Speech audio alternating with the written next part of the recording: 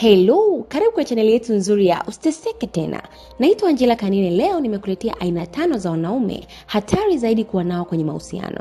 Mwanaume wa kwanza ni mwanaume asiye na maono. Huyu ni mwanaume hatari zaidi kwa sababu hajui anakokwenda. Hivyo ni hatari kuambatana na mwanaume ambaye unamuona kama kiongozi wako alafu hajui anakoelekea. Maono ni kama macho ya kuona kesho. Hivyo mwanaume asiye na maono ni sawa na kipofu. Ukiambatana naye, tegemea kupotea pamoja naye.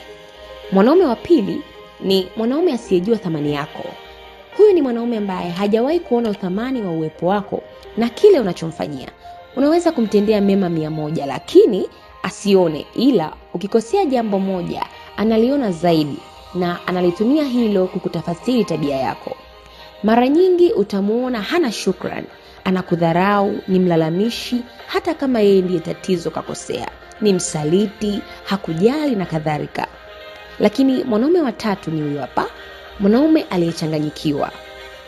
Huyu ni mwanaume ambaye hajui anataka nini kwa mwanamke. Leo atakutafuta na kukuonyesha hamasa ya kukutaka sana wewe, lakini ghafla anaacha kukutafuta bila sababu. Mwanaume anayebadilika mara kwa mara hana msimamo kabisa. Anaongozwa na miemko ya wengine, hata yeye hawezi kujiongoza. Mwanaume wa 4 ni mwanaume anayeongozwa na tamaa za kimwili. Yes, huyu ni mwanaume anayetekwa na anataka kutimiza tu hamu zake na kwenda. Huyu ameweka kipaumbele kwenye tendo na ukimnyima huna maana tena kwake. Sasa hata ukimpa bado atakuacha tu kwa sababu hajaja kwa ajili ya kufanya maisha na wewe, ila kutimiza tamaa zake. Mwanaume wa 5 ni mwanaume anayetaka kulelewa.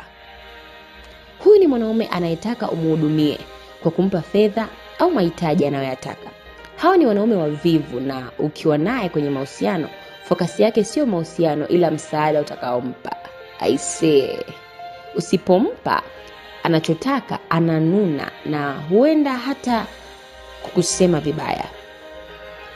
Na suluhu ya kukabiliana na wanaume hao wote ni wewe kuamua kuachana nao, maana hauwezi kubadilisha hata kidogo. Kwa maarifa zaidi soma kitabu chetu cha Utundu wa Dima wa Mahusiano. Tucheki WhatsApp kwa simu nambari 0755302668. Usiteseke tena.